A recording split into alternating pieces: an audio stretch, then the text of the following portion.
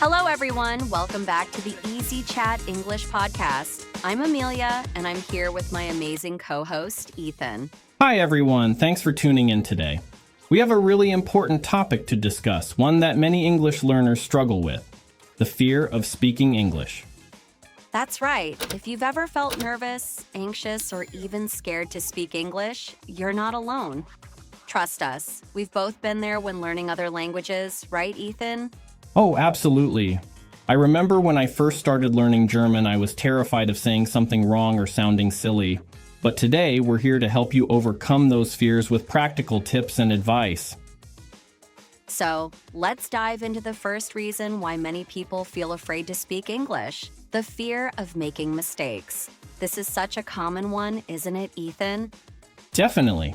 It's so easy to get caught up in thinking, what if I say the wrong word, or what if I make a grammar mistake? I remember when I tried to order food in German and ended up saying something completely different. I felt so embarrassed. Oh, I've been there too. But you know what? Making mistakes is a natural part of learning any new language. It's actually a sign that you're trying, which means you're learning. Exactly. One thing that really helped me was finding a language partner who was patient. We would practice together and I knew it was okay to mess up sometimes. That's such a great tip. For those of you listening, try practicing with a friend or joining a language group where everyone is supportive. It makes such a difference when you feel safe to make mistakes. And remember, mistakes are not failures. They're steps on the way to success. Every time you make a mistake, you're getting closer to fluency. Another big reason why people feel afraid to speak English is a lack of confidence. This can make even simple conversations feel super intimidating. Yeah, I remember when I first started speaking German, I felt like I wasn't good enough. I thought my accent was too strong or my vocabulary was too limited. Have you ever felt that way, Amelia? Oh, absolutely. When I was learning Korean, I avoided speaking in public because I was so nervous. But then I realized that confidence comes from taking small steps. I started by speaking just a few sentences every day. That's a great approach. And for our listeners, start small too. Speak for 5 or 10 minutes a day about something you enjoy. Maybe your favorite hobby or what you did over the weekend.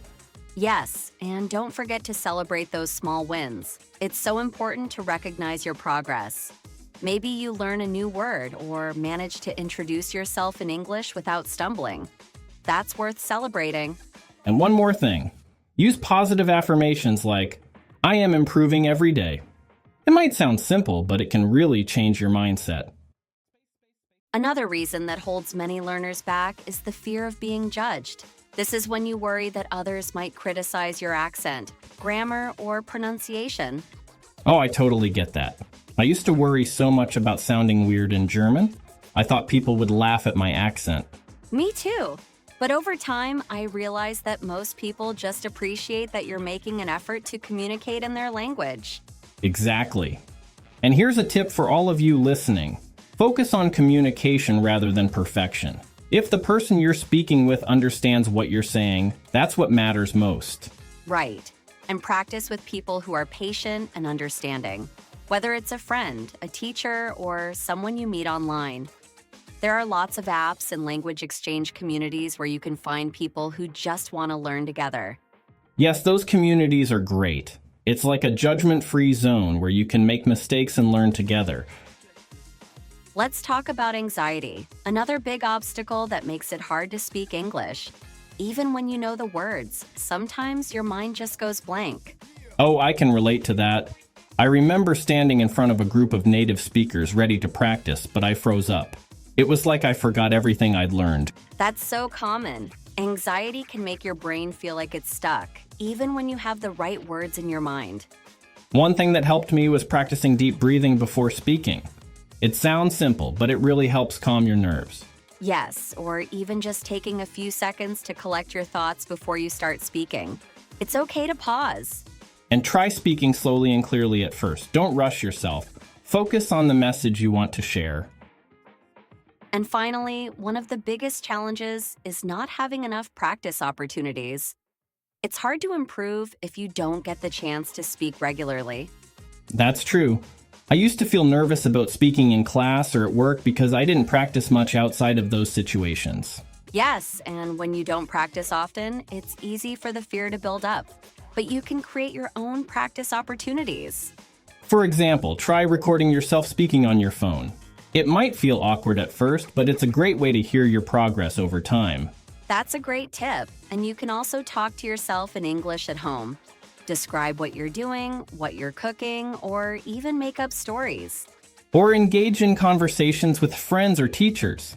It doesn't have to be perfect. The goal is just to get comfortable with speaking. We know that overcoming the fear of speaking English can take time, but every little step you take is progress. Don't give up. Yes, you're already doing an amazing job by listening to this podcast. That means you care about improving, and that's something to be proud of. Remember, you don't have to be perfect. Just keep going and don't be afraid to make mistakes. And we'd love to hear your stories. If you have any experiences with overcoming the fear of speaking English, share them with us on social media or send us a message. All right, let's recap some of the key points we talked about today. First, don't let the fear of making mistakes stop you. Remember, every mistake is a step forward. Build your confidence with small steps. Speak a little every day and celebrate your progress. And don't forget those positive affirmations. Focus on communication, not perfection. Find people who support your learning journey. Practice relaxation techniques to ease anxiety and create your own practice opportunities at home or online. And above all, be patient with yourself. You're on your way to becoming a more confident English speaker.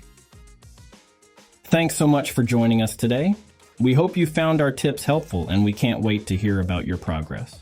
Yes, and remember, you're not alone on this journey. Keep speaking, keep learning, and most importantly, keep having fun with English. See you next time. Bye for now.